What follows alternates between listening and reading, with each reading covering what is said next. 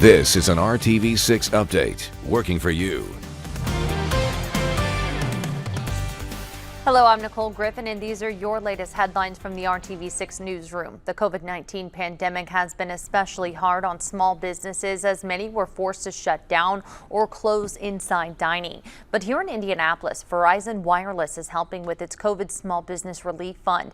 The fund aims to help small, minority, and women-run businesses. In the second round of grant recipients just announced, Lick Ice Cream in the Circle City Industrial Complex was chosen to receive $10,000. The store is owned by two sisters. Their focus is on local fruit, herb and spice infused ice cream. The more they said, okay, now you're on to the second step, now you're on to the third step, it got really exciting. And I was like, wow, we're actually going to get this.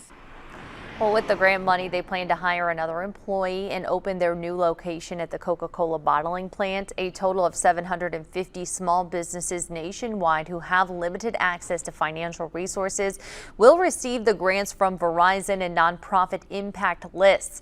I talked to a Verizon Wireless spokeswoman about why they want to help small businesses. Small businesses are just so critical to our communities. They provide goods and services across the board that we all use in our daily lives. And I think the crisis has really put a spotlight on the importance of those businesses as we see them not being able to provide those services in some cases now, as businesses worry if they'll be able to reopen when we come out on the other side of the pandemic. The grant money is meant to give businesses a boost to try to ride through this crisis. Verizon hopes it helps business owners stay open, support their families, their staff, and their communities. As part of stage 3 of the state's Back on Track reopening plan, gyms and fitness centers in most counties can reopen with social distancing procedures. Eat the Frog Fitness in Carmel opened its doors this weekend. The gym was founded by two-time Olympian Brian Clay and Joe Culver. We visited Eat the Frog today to see what precautions they are taking to keep everyone safe. When you walk in the doors, they are wide open. Temperatures will be taken and you will be screened before going through a hands-free check-in process. First of all, it's about safety, the safety and well-being of all of our members and all of our staff.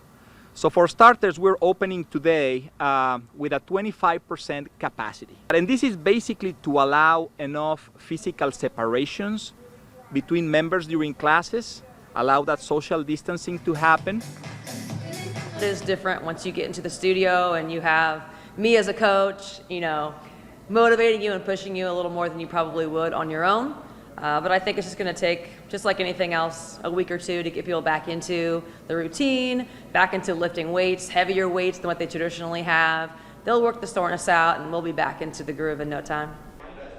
Inside the studio, since they are only operating at 25% capacity, spots are marked on the floor, each one separated by 6 feet.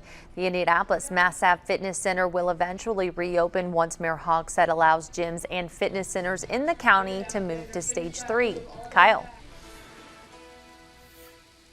Memorial Day bringing the summer warmth to central Indiana once again. Those temperatures already going to be in the middle 80s as we get to noon and eventually climbing close to the 90-degree mark Monday. We'll have a high temperature of 85 in Bloomington, 86 in Muncie, and a pair of 8s on the thermometer for you in the Columbus area. We may have a few additional showers and thunderstorms popping up as we go through the afternoon, but I think that's really after about 4 o'clock. Not anticipating any severe weather with that as those downpours move through. Certainly some heavy rainfall, frequent lightning, something to keep in mind if you are going to be out and about on Monday. 7-day planning forecast, it's staying warm out there with temperatures in the 80s until we get to Friday as rain chances ramp up, and Nicole, it looks a little cooler heading into next weekend.